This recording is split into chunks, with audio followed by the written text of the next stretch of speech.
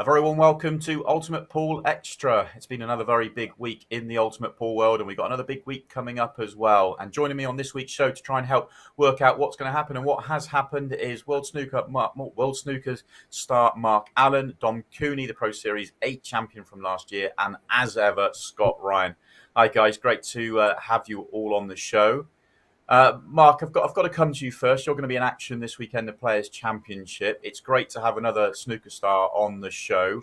How excited are you to get onto the smaller table and get going with Ultimate Pool? Excited and a bit nervous, if I'm honest. I don't want to make an idiot of myself, but I feel like if I break well, then I've got a chance against anyone. But I've tried a few times this week playing on the likes of McCarthy and Robert McCulloch, who have played Ultimate Pool before, and I've noticed that the tactical side isn't for me. So I hope I break well, and then hopefully that doesn't come into play too much. I guess a lot of people would be really interested to know how much pool you've played in the past. I know that you've played a little bit for Northern Ireland. I've actually played against you when I played for England in that form over in Killarney. But I guess back then it was black ball rules. So is this a whole new rule set here for you to have to learn? Yeah, and to be honest, I only started trying these rules a few days ago. So yeah, the tactical side, like I said, isn't for me. A few shots that I wouldn't really think of because I'm used to playing black ball. Haven't played any pool whatsoever really in 2 years. So it's been strange this week trying to hit a few pull balls and just a different reaction with a smaller weight. But I just hope that I can keep it an open game, just go for my shots and not worry too much about the tactical side, because obviously playing Ronan this week in particular, any sort of tactical exchange, and I was a little bit lost as to what shot to play. People probably won't be surprised by that if they've seen me play snooker. So I'm just looking forward to playing. It's a new experience for me, but at the same time, I want to go there and do myself justice. Yeah, I guess the good thing from the tactical side of things is we had Gareth Potts, one of the greats of the game, on last week, and he said the tactical side in this version of the game is so minimal compared to what we're used to having in the past. So all-out attack and just going for the finishes sounds like a good way to go. I think you'll be fine. I think whenever you have 25 finishes and 30 breaks, it takes the tactical side out of it. So yeah, hopefully I can do something like that. That's just crazy figures what he done last week. So yeah, don't be Yeah. expecting anything like that, but I'm sure I'm sure I'll do okay. Yeah, the bar's been set for sure. It'll be a lot of fun to see how you get on, obviously. Dom, let me come to you and say, obviously, you've had a big week this week. We'll talk about that in the second part of the show. But from your perspective, as one of the sort of, top players in the game at the moment, what's it like to have, there's a lot of attention now coming over from the bigger table game, from snooker. We saw Mark Selby playing this week, Mark Allen, obviously, this weekend. What's it like from your perspective? Yeah, it's great. It's good to see the different snooker players coming over and having a go. And obviously, Mark's under a bit of pressure at the weekend because Selby set the bar on Monday, and looking forward to see how he goes. I think he'll be all right. He ain't going to miss anything, is he? But as he says, if he gets a little bit scrappy, he might struggle a little bit, but I'm sure he'll be fine. I guess you can go to your good mate Luke Gilbert now and sort of say, tie him up, play. Let's get into tactical frames and get him in some knots. Yeah, but Luke's obviously got a bit more experience playing pool than Mark, and he's the same. He don't really like getting involved in the tactical stuff. So, but I'll be coming with him at the weekend to watch. So, I'm looking forward to see what happens. I will have to drag you into the commentary box at some point as well, Don. That's great to hear. Scott, it's been great over the last few weeks to see the build up and the anticipation. We saw Mark on Monday. We're going to see Mark on the weekend as well. It should be very exciting. He couldn't have picked a more difficult group to make his entrance into Ultimate Pool, really. If you kind of look at the strength and depth in the group already, and then you add Mark Allen to the mix. Look, Mark Allen is an exceptional player.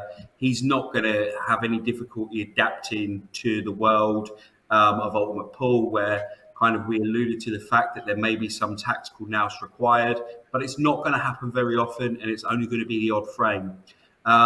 I'm absolutely buzzing to see what Mark can do in this world. His style of play and his style of game suits Ultimate Pool down to the ground.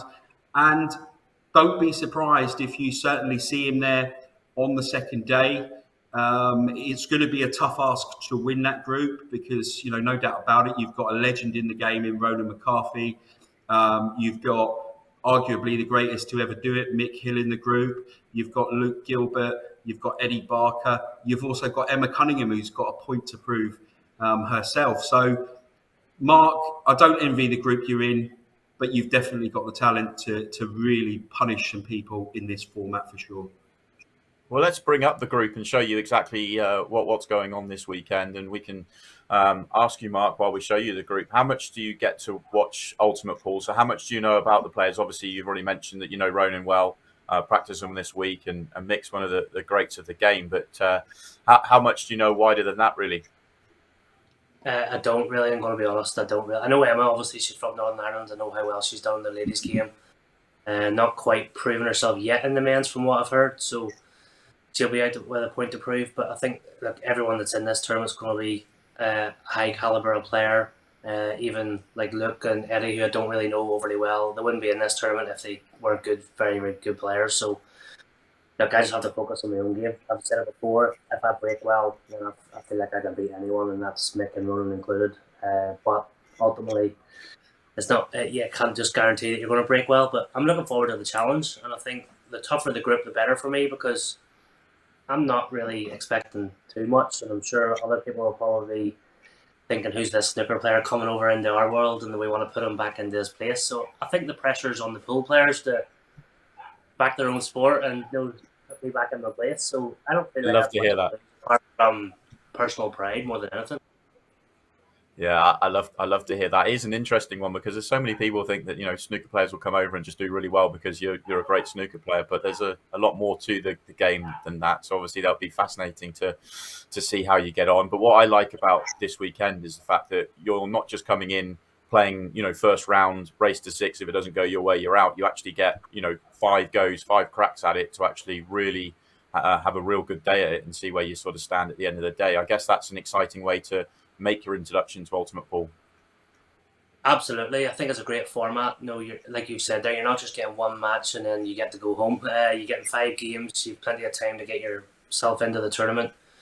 And all you have to do is really sneak into that top 4, because I feel like if I can get myself through to Sunday, I'm capable of beating anyone. So if I can just settle well on Saturday and get myself in that top 4, I don't really care who I play. If I get through to the semis, whether it be Mick or Ronan or one of the others, but I think I've got the game to beat anyone in a short race like that anyway. Obviously, the longer matches, those money matches, the guys plays first to 30, I'm going to probably come up short against the very best. But in those races, the 6s, races to 8s and 9s in the semis and final, I think that'll sit me down to the ground. There's no problem. I can do 7, 8, 9 breaking finishes in a row if I've been playing well. So let's see what happens. I love to hear that. Dom, you played a few weeks ago in this competition, so you know what it's like to have that experience on the Saturday, and then obviously the semis and the final on the Sunday. You did make it through to that final, came up just short against Simon Fitzsimmons. You've had time to reflect on it. We spoke at the time, and you sort of put a lot of pressure on yourself on the Sunday in particular because of the prize fund and the ranking points available. How do you view it now that you look back at it? Yeah, I was obviously disappointed really to not get through, but Fitzy definitely deserved to win the final. But yeah, I was under a lot of pressure because of the rankings, and it was very tight. But because I got to the final, I've managed to put myself in a decent spot going into the final Pro Series weekend. So hopefully I'll be able to make the most of that and stay in the top 16. Yeah, it pushes you up to currently 11th, I think. So top 16 being so critical for next year. There's going to be a lot of talk on that top 16 come the end of the year. Dom, I'm sorry to do this to you, but we have to do it because you're on the show. There was a moment from that weekend when you played that was outrageous. Now, you and Luke have become known as Team Blessed, a sort of nickname that you two have both embraced, and I absolutely love that you've embraced it. But talk me through this fluke that you have. This is right up there, one of the most outrageous flukes I've ever seen. Are we calling it a fluke, are we? I thought. Oh, you played this, did you? Mark, you may not have seen this before, but this is tough. I was trying to open it up and let the cue ball knock the red in, but it's a massive fluke, huge fluke, and he's going to get away with judge the cannon like that. That's just incredible. Yeah, that's probably in my top 20. Yeah, it's a pretty good one. And I had a little flick in the yellow there, which helped as well. Yeah, you had the audacity to, after making that fluke, to make the clearance on the back of it as well. We'll see that again in a second. So good. Incredible moment for Dom Cooney. It's quite And funny. a huge moment as well. Yeah, when I sit down, Aaron sort of looked over to me and he started laughing, and it was quite funny, really. And like you say, it was a big moment. It didn't matter in the end, but it sort of kept me in the set. Let's have one last look at the fluke itself. I've seen this 100 times now. I laugh every single time I've seen it. That's absolutely magnificent.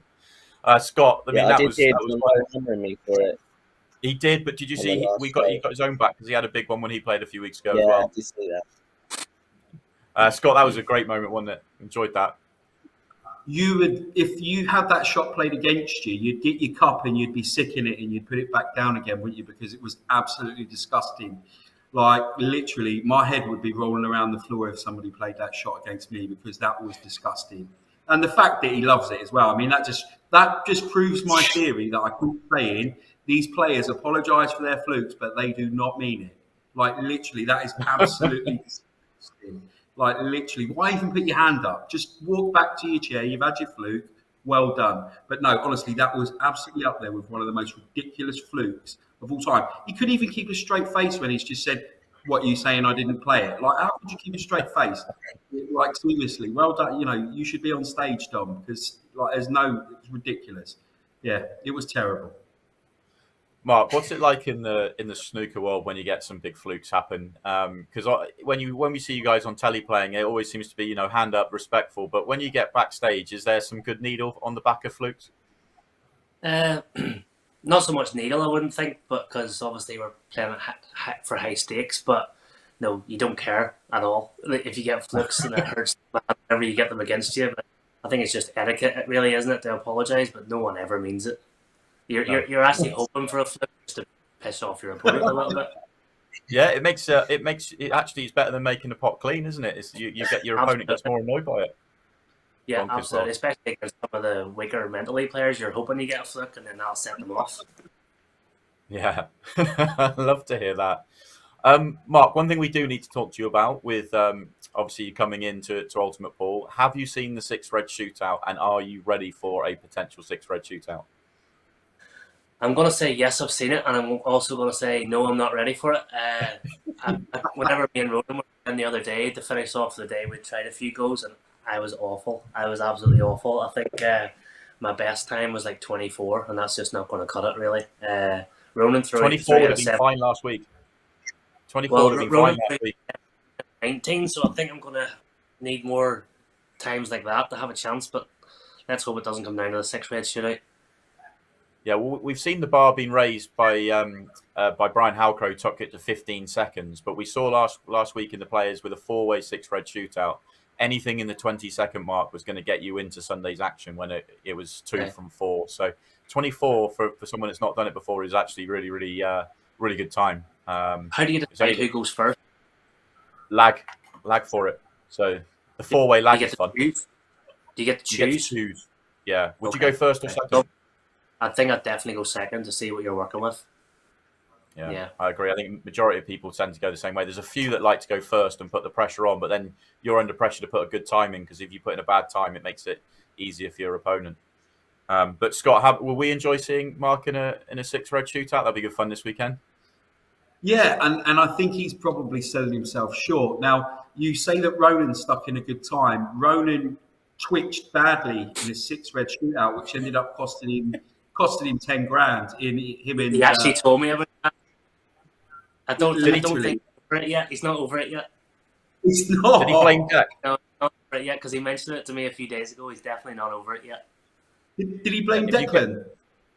No, he blamed himself, but he just that's enough for me to give him a bit of stick over. But yeah, he's definitely not over it.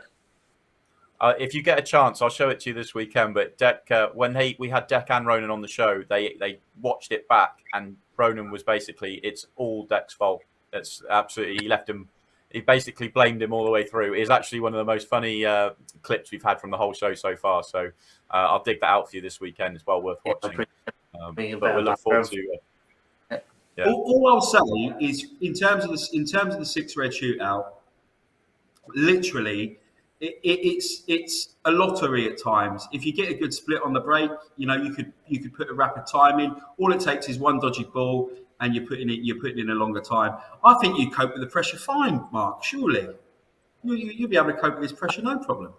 Yeah, I don't think the pressure side's going to be much, but I think just because you're racing against time, knowing the pattern of trying to put your 6 balls in the quickest time possible, you don't want to be running too much around the table. You want to try and keep it simple stun shots, but it's hard to see your patterns whenever you don't have time to stand back and actually look at what you're going to do first, because I think Ronan actually suggested maybe taking 2 or 3 seconds at the very start to check your pattern, but I don't think that's the best approach, because if you were to do that and lose by a second, I think you'd be kicking yourself for just not getting on with it.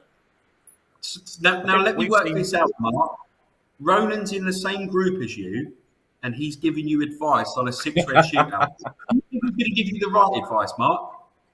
Well, that's another thing, because he's giving me advice on the side too, so I'm not sure if he was playing in the hands for that, so we'll find out on Saturday. But yeah, look here, he's vastly experienced, and that's why I wanted to practice with him a little bit to learn the other parts of the game. I don't think anyone knows it really as well as Ronan does. But yeah, he could be setting me up for a big fall. Yes. Yeah, it could be. He's a big character as well. Yeah, he is. He's a good lad. I've known him a long time. He obviously played a bit of snooker whenever I was coming through, and yeah, he's a good guy to be around. He's a lot of fun. He certainly is. Scott, it's that time. We need to start talking about our picking battle. Now, Dom and Mark, you may not have heard this, but we're having a season-long race to see who can pick the most winners. The loser has to go for a swim in the ocean in Blackpool at the Pro Series in December. In December as well, I have to add that because it's going to be absolutely horrible. So let's take a look at the current score. And there was no play in the Players' Championship this week, so it remains 11-9 to me. I'm a couple in front. But, Scott, it's over to you for this week's pick of the Players' Championship. Do you want to show me the group again, or are you happy just to go ahead? I know where you're going with this one anyway. I'm happy to go ahead. Look, okay. Despite the problems that he tends to have in Players' Club, we've seen. I'm going to go Mick Hill. It would seem crazy not to pick the provisional world #1 and winner of 3 ranking titles this season already. And that's not to, I could think of 4 potential winners here this weekend, and I include Mark in that conversation as well.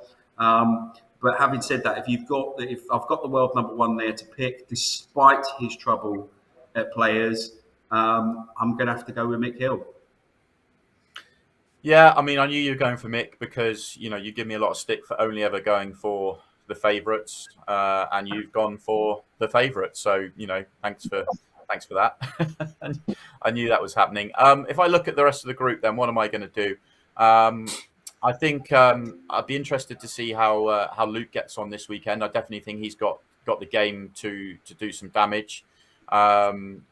I think I'm torn between Ronan and Mark. I think the reason I think I've been saying for a few weeks now that I keep going with my head and not my heart. So I kind of that wasn't doing me any good. And actually, I'm just going to start picking what I want to see happen.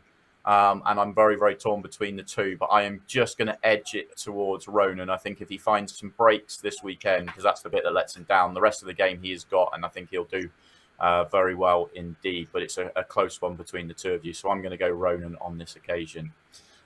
Dom, Mark, I'm not going to ask you because you're playing in the group, but Dom, let me come to you. You fancy a pick on this week's group? Yeah, I think it's hard You're to under look past pressure, Mick, by the way. obviously. Yeah, Because it's hard to look past Luke, Mick. yeah.